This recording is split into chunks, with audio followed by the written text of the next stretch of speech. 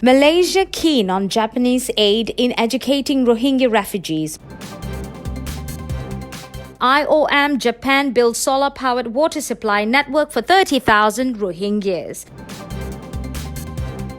Malaysia is willing to work with Japan, which has indicated an interest in providing education aid for Rohingya refugee children. Foreign Minister Saifuddin Abdullah said that while Japan had not outlined its proposals, it had shown its interest in wanting to provide education for the refugees currently housed in camps at Cox's Bazar in Bangladesh. It is in this regard that we want to seek Japanese aid in helping out Rohingya children in Malaysia, Saifuddin said. I think Malaysia can negotiate with Japan for educational assistance. I told Japanese Foreign Minister Taro Kono that we are looking for the best way to help Rohingya children in Malaysia. We believe the way to help educate the Rohingyas is through civil society organizations, CSOs. As a government, we can help facilitate CSOs in obtaining finances, which includes through international funding, he said. Saifuddin had held bilateral meetings with Taro on the sidelines of the 52nd ASEAN Foreign Ministers meeting AMM in Bangkok on Thursday. The Japanese Foreign Minister is currently in Bangkok to attend the ASEAN-Japan ministerial meeting in conjunction with the 52nd AMM. Taro, who had gone on a 3-day working visit to Bangladesh earlier this week, visited the Rohingya camp south of Cox's Bazar to see for himself the conditions in the area. Saifuddin said Japan was keen for the repatriation process of the Rohingyas from Bangladesh to Burma to be a success.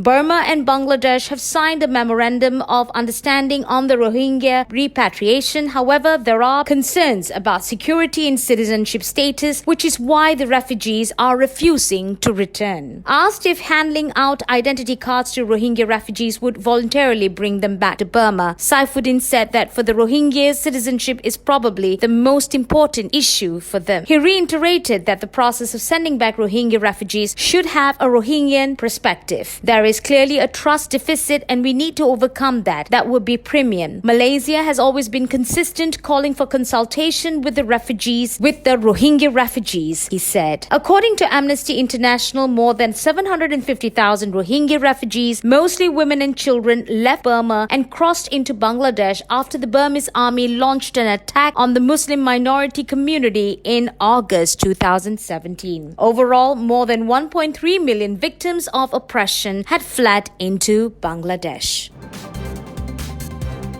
One of the world's largest humanitarian solar water systems was officially inaugurated on 31st July by the International Organization for Migration IOM and partner the Japan International Development Agency JICA. The network will provide safe clean water to approximately 30,000 people living in the Kutupalong mega camp from a deep underground well. This network is the largest and most cost-effective system in the camps and is the result of positive collaboration between JICA, the Bangladeshi government, the United States, and IOM. Generous funding came from the government of the United States and the government of Japan. Local Government Division LGD Secretary Halal Uddin Ahmed from the government of Bangladesh on 31st July 2019 inaugurated the water supply network at Camp 12, addressing as chief guest. Halal Uddin Ahmed in his speech said, "This network will go along in meeting the needs of the community